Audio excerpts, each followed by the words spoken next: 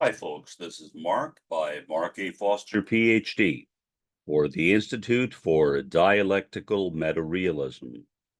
I wanted to completely change the focus of this podcast from the more recent ones and talk about former and possibly future President Donald J. Trump. Um, as I'm sure you know, there are several trials that are coming up for the man. Many experts have predicted that at least he will be most likely convicted in one of them and possibly in many of them. Now, exactly what that will mean, my own speculation is that, say, he gets convicted and then he gets the presidency again, that the matter will go to the Supreme Court. And perhaps, although I'm only guessing, the Supreme Court will say, well, let Trump serve his time in the presidency, living in the White House.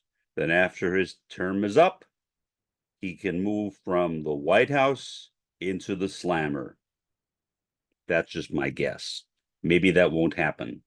But an interesting story was published today, and I thought I would read a portion of it and then talk about it from a critical realist point of view.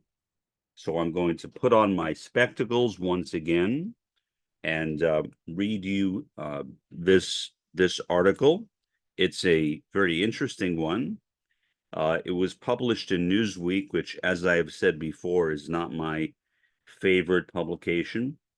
I used to like it a lot more than I do now.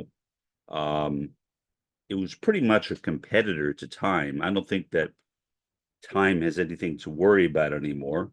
Remember, there were three news magazines. There was Time, there was Newsweek, and then there was U.S. News and World Report.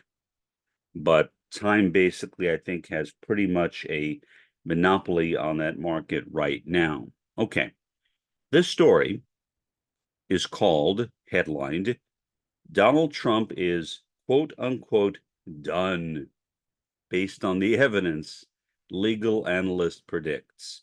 The story is from today.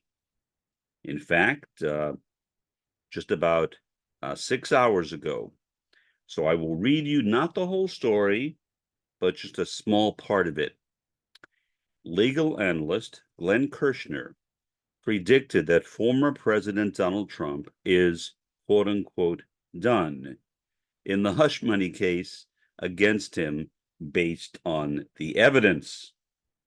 Trump, the presumed 2024 GOP, meaning Republican, presidential nominee, is facing 34 counts of falsifying business records relating to reimbursement payments made to ex-attorney Michael Cohen for $130,000 in hush money payments Cohen made to adult film star Stormy Daniels, whose legal name is Stephanie Clifford, during Trump's 2016 presidential campaign in a criminal case brought on by Manhattan District Attorney Alvin Bragg. Daniels alleged that she had an affair with Trump in 2006, which he has denied. Trump has maintained his innocence and pleaded not guilty to all charges. Appearing on a recent episode of the Stephanie Miller Show, which I occasionally will listen to on Sirius XM, Kirshner, a former U.S. attorney and frequent Trump critic, said, quote, on the evidence, Trump is done, end quote. He then pointed to paragraph 19 in the statement of facts that was filed in April 2023. The paragraph outlines how the defendant Trump allegedly directed lawyer Cohen to delay the payment to woman 2, Daniels until after the 2016 election so they could avoid paying altogether, because at that point, it would not matter if the story became public. However, with pressure mounting and the election approaching, Trump allegedly directed Cohen to proceed with the payment according to the statements of the facts. And that is all of the article that I am going to read. I will put a link to the article in the discussion section below the video. So if you would like to read the whole thing, you can do so at your own leisure. Let me take critical realism and apply critical realism to this particular situation. Again, going back to Roy Bhaskarian's contrast between demi-reality and co-presence, to me, this is a very clear case of demi-reality. Demi-reality refers to illusion.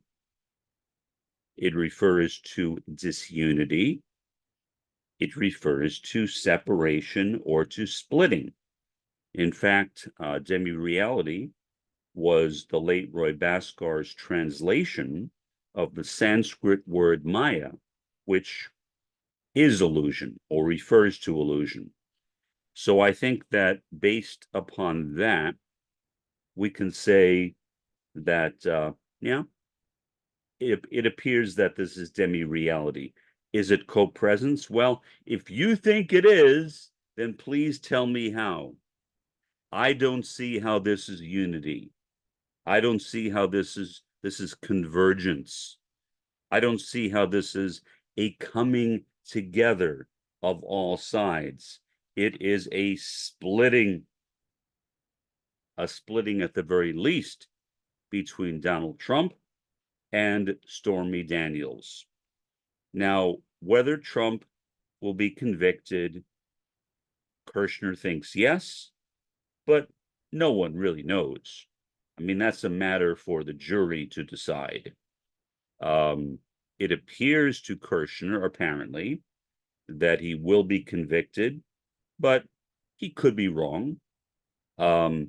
If Trump is convicted of this offense, it will be the first time that a president of the United States or former president of the United States has been convicted in a trial. And thus it will be momentous. Thus it will be record-breaking. And therefore it will be something worthy of further discussion in the future. So, yeah, I do believe that Donald J. Trump is in a situation now of demi-reality, of splitting. I am not going to make the prediction that Kirshner made of a conviction, because first of all, I'm not an attorney. I guess that's the major factor. But second of all, I don't like making predictions because most of my predictions are wrong, are simply wrong. If you knew the record of my predictions, and I've given you some of them in the past, but again, if you knew the record of my predictions, almost every single one of them has failed. So I do not put any faith in my own predictions. My assumption is that if I make a prediction, that the likelihood is that the reverse will happen. So I don't want to predict the future of this. For example, say I predict that Trump will be found guilty. Well, maybe he will then be found innocent, and then I will look like a fool. Or say I predict he will be found innocent, and then he is found guilty. I will also look like a fool, and justifiably so. I will be a fool. And so, no, I do not want to make any predictions regarding this case of Donald Trump or any future cases involving Donald Trump. Donald Trump has already done a lot to incriminate himself, and therefore I understand where Kirshner is coming from. It seems like whenever Trump is given the opportunity, he says something which is self-incriminating, which damns himself. I don't know why. I don't think that Trump is a stupid man. I do think that he is a braggart, and I think he likes drawing attention to himself. I also think that he lacks self-confidence or self-esteem, and so for that reason, he may desire to say good things about the future in order to bolster his self-esteem. Again, I am only surmising, but that is my impression from having observed Donald Trump over the years. You know, when I lived in the borough of Queens in New York City, I lived pretty close to Donald J. Trump's home. At that time, his father, Fred Trump, was still alive. Fred was not the braggart that Trump is. That does not mean that Fred was a wonderful guy. Fred was a member of the Ku Klux Klan. And in 1938, I believe, he was arrested for some actions he took, and I don't know what those actions were, at a Klan rally in New York City. But for whatever reason, he was never prosecuted. The charges against Fred Trump were dismissed. So Donald Trump comes from an interesting family. Many people who voted for him based their vote upon having watched Trump on the TV show The Apprentice. The problem is that portrayal of Trump on The Apprentice has nothing to do with the real Donald Trump. And I will pause for a second, if you will excuse me, because of all of the meds I take. My mouth dries out very quickly, and I do need to put some water in it or cola in it so that it doesn't get worse.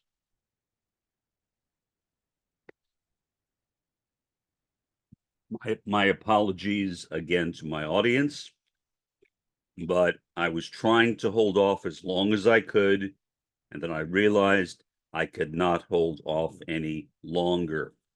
Okay. So again, I lived right near the Trump home. A lot of people have wondered why it is that Deutsche Bank seems to be willing to give Trump money at the drop of a hat. In other words, Trump does not pay back Deutsche Bank. Obviously, Deutsche Bank, the Bank of Germany, is in it for the money. They are not a nonprofit or not-for-profit organization. So you would think they would care about whether Trump was going to pay them back. And yet it has seemed to some people that when it comes to Donald Trump, that concern is simply not there. Here is my speculation on that. Not a prediction, but a speculation. Before Trump's father died, Fred Trump, he established a trust fund for his son at Deutsche Bank. That way, he knew that when Trump got into trouble, inevitably, financially, that Trump would have a reserve of money that he could draw upon from Deutsche Bank. Now, could I be wrong? Of course, but I don't know. But at least I will put that into the ether as something for you to consider. I have never heard anybody say that. Instead, what I have heard is people speculating on why it is that Deutsche Bank seems to be willing to give Trump endless amounts of money, and Trump literally never pays that money back. So I think the money is already there. Deutsche Bank already has the money. I mean, when Fred Trump was alive, Fred Trump was constantly bailing out his son, whether it was related to his casinos or other business ventures, if you could call them business ventures, that his son was involved in. But he knew that eventually he, like all of us, would die. And I suppose he loved his son. And he wanted to be sure that if his son, or when his son had another catastrophe, that in effect, that Fred would be with his son from beyond the grave, and that Fred would be able to give money to his son, not directly, but indirectly through that trust fund, that hypothetical trust fund that I suspect that Fred Trump left for Donald Trump. Now, could I be wrong? Yeah. Is it likely I am wrong? Yeah. Based on my record, it is likely I am wrong, but maybe not. We'll see. Maybe more information on this will come out at one or more of the trials that Trump has scheduled for him.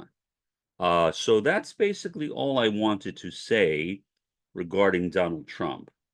We will see over the next few months whether Trump's poll ratings continue to be as high as they are. Certainly, his loyal base of MAGA supporters is not likely to abandon him, but whether he will have a sufficient number of supporters in the Republican Party or from independents to keep his campaign afloat is questionable, but we will see. On the other hand, for whatever reason, and it is a reason I don't understand, Joe Biden's poll ratings have been going up, which is a matter, honestly, of great concern for me. Why? Because Biden has been the financier for